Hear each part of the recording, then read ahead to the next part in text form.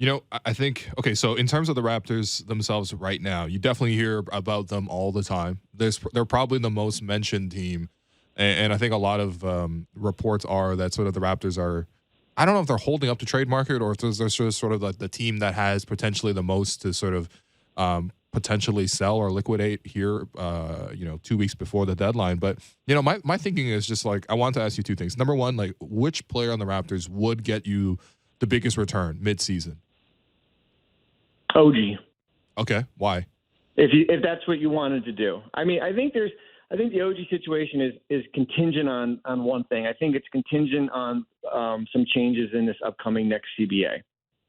I think if the league changes the extension rules where you allow, instead of a 20% increase, and you are allowed to extend that player based on the percentage of the salary cap. So for a guy like, let's say OG this upcoming offseason, let's say 30%, right? Mm-hmm.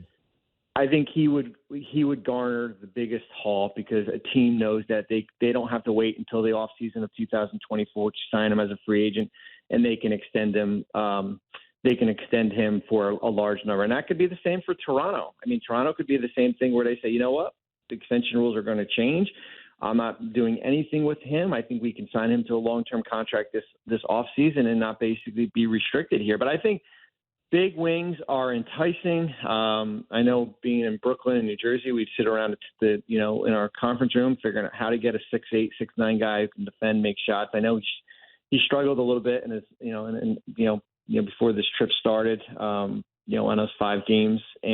But I think he would probably, I'll take Scotty out of the equation here. I'm not talking about Scotty either. But I think OG would. I mean, certainly, I think then you're probably looking at Pascal. I think my concern with Fred is, yes, he's got the player option here. The likelihood is that he's going to be a free agent. My concern is long term, I guess. I'm concerned about the wear and tear a little bit, the minutes played. Yeah. I mean, you've seen it firsthand. Still a high-level player, but I think we get into sometimes a little bit of a predicament when we're rewarding players kind of what they've done in the past, with extensions and not what the future holds. And I think he'll be really good, high level probably for the next few years. But what does years 3 and 4 look like, or is it something that you just deal with then when the cap goes up here? So I think that probably Fred and Gary. I think if you're looking for a guy and you're not comfortable paying, and if he's a rental for the remaining 3 or 4 months here, like a team like New Orleans, right? If I'm the Pelicans, I'd be calling Toronto and say, hey, I'll give you we've got a bunch of, one good draft pick, and we've got salary to make a deal. And if Gary Trent Jr. can win you a playoff game, something they don't have off that bench, then that's probably what I'm looking for right now.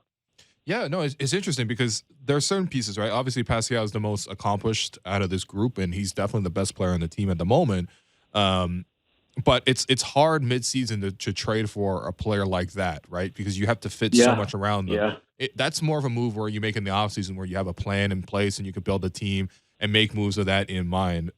With OG and Gary, I think in particular, they seem like very flexible pieces that you can plug in. And I do wonder, in the case of a guy like OG, does a contender look at it like we have, no matter what, if the CBA changes and the extension rules changes, we can get him for long term. But if we trade for him right now, we can get him for 2 playoff runs. A guy who's an elite 3-and-D guy who just did a great job against Sabonis yesterday, even though he's, OG's a small forward, Sabonis is the center. Yeah. A guy who can switch like that has to that might also, I guess, be slightly more enticing, mid-season as compared to a star. No, that's a great statement. I mean, you're right. I mean, mid-season trades are hard. I mean, we went and acquired Darren Williams from Utah in 2011, but we were a lottery team, right? Like, it wasn't like we were a 50-win team and Darren was coming in here to kind of get us from a first-round team to a conference finals. Like, that wasn't like we were just like, all right, the next 20 games is kind of an audition and see what we need to put around him next year here. And right. I think for OG's standpoint, I think you could just basically throw him out there. I think Gary, you can throw him either start or have him come off the bench for 25, 30 minutes. Where Pascal, like, he's going to be either your best or your second best player. And then it's trying to figure out like the other pieces around. And that is awfully hard to do when, in the middle of the season.